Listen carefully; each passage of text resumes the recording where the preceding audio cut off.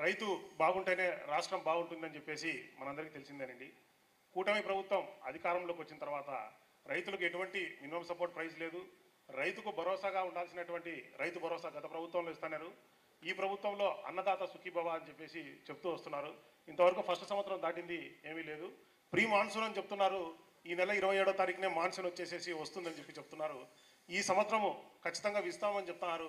మరి guide lines ఏమన్నా ఇచ్చారా? గత ప్రభుత్వంలో అందరి రైతులకు అంటే పట్టా ఉండేవారికి, కౌలు రైతులకు, దేవాదాయ భూములు చేసుకునే వారికి, అటవీ శాఖ భూములు చేసుకునే వారికి, రైతు అనే ప్రతి ఒక్కరికి కూడా గతంలో రైతు భరోసా అని చెప్పేసి రాష్ట్ర ప్రభుత్వం అందించేది. మరి ఈ రాష్ట్ర ప్రభుత్వం ఎవరెవరికి ఇస్తుంది, తర్వాత ఫస్ట్ దఫాగా ఎప్పుడు ఇస్తారు అనేది ఏమన్నా గైడ్ లైన్స్ వచ్చాయా అనేది ఫస్ట్ ప్రశ్న అండి. ఇప్పుడైతే క్లారిటీ అయితే లేదు. మీరు ఎవరెవరికి ఇస్తున్నారు, ఎవరెవరికి ఇస్తారు అనే క్లారిటీ అయితే ఇప్పటికైతే లేదు. ఏమంటారండి? ఇంకా సార్ అందరు రైతులు పెట్టారు. మీరు చెప్పిన సన్నకారు చిన్నకారు రైతులు, తర్వాత ఆర్వైఎఫ్ఆర్ రైతులు, తర్వాత కౌలు రైతులు అందరు డీటెయిల్స్ పంపించారు. వెరిఫై చేస్తున్నాం. ఇప్పుడు వెరిఫై చేసి ప్రతిదీ మీరు చెప్పిన ప్రతి ఒక్క రైతుకి కూడా డీటెయిల్స్ మనకు పంపించడం జరిగింది. అవన్నీ వెరిఫై చేస్తున్నామండి. నిజంగా కౌలు రైతా కాదా, రైతు 1B ప్రకారం భూమి ఉందా లేదా, ఉంటే ఆధార్ సీడింగ్ అయిందా లేదా, అలాగే ఆధార్ సీడింగ్ అయితే బ్యాంక్ అకౌంట్ కూడా ఉందా లేదా, ఎందుకంటే రేపు పొద్దున్న డబ్బులు వేయాలంటే అతనికి బ్యాంక్ అకౌంట్ ఉందా లేదా, బ్యాంక్ అకౌంట్ యాక్టివ్లో NPCI లింకేజ్ అయిందా లేదా.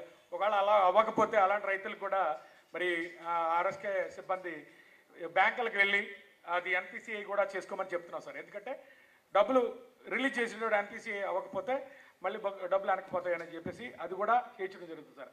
ROFR ల్యాండ్స్ కూడా మన జిల్లాలో ఓన్లీ పులివెందుల్లో మాత్రమే ఉన్నాయండి. 65 మంది రైతులే ఉన్నారు. అది కూడా వెరిఫై చేయడం జరుగుతుంది సార్. చెప్పారు, బాగుందండి. గతంలో మీరు ఏదైతే చెప్పారో 3,64,000 మంది అని చెప్పారు కదండి, వారందరికీ గతంలో వచ్చిందా? రాలేదు సార్. పోయిన సంవత్సరం 1,98,000 మాత్రమే మనకు ఇవ్వడం జరిగింది సార్. అంటే గత ప్రభుత్వం చెప్తున్నా. అవునండి, గత ప్రభుత్వంలోనే మనం ఇచ్చింది. మొత్తం ఒకసారి జిల్లా మీదనా?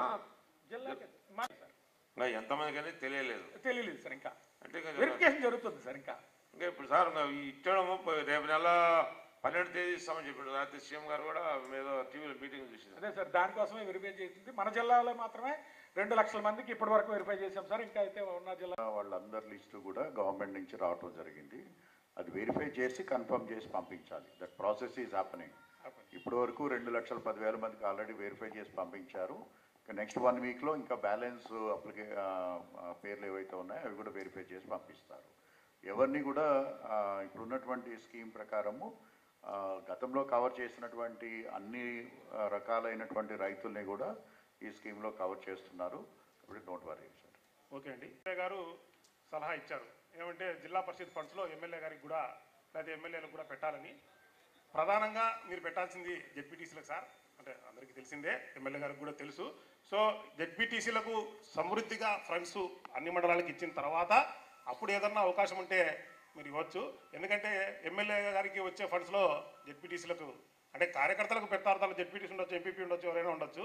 కానీ ఇక్కడ మేము గౌరవప్రదంగా ఎన్నికై వచ్చిన తర్వాత మేమేం చేసినాము అనేది ఇక్కడ ఇంపార్టెంట్. కాబట్టి మా ప్రాతినిధ్యం కోసం మీరు ఖచ్చితంగా ఫండ్స్ ఏదైతే ఉన్నాయో జెడ్పీటీసీలకే ఫస్ట్ ప్రిఫరెన్స్ ఇచ్చి ఇంకా సమృద్ధిగా దండిగా ఫండ్స్ ఉండి అంటే అందరికీ మంచిగా ఫండ్స్ పంచిన తర్వాత ఏదన్నా ఉంటే అప్పుడు మీరు చేయాలి. So first preference only for ZPTCs. Thank you. First preference జెడ్పీటీసీగా ఉంటుంది.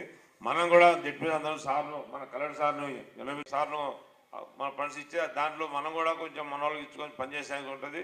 దాంట్లో మన ఎమ్మెల్యే సార్ కూడా రికమెండ్ చేసి వాళ్ళ ద్వారా కూడా కొంచెం మనకి ఇవన్నీ అడిగేదానికి కూడా మనం కొంచెం డబ్బు వాళ్ళకి ఇచ్చే వాళ్ళ డబ్బు కూడా మనం అడిగేదానికి ఆస్కారం ఉంటుంది. కాబట్టి ఈ సభలో నేను తెలియజేయడం అనేది తప్పకుండా అండి, తప్పకుండా. ఇప్పుడు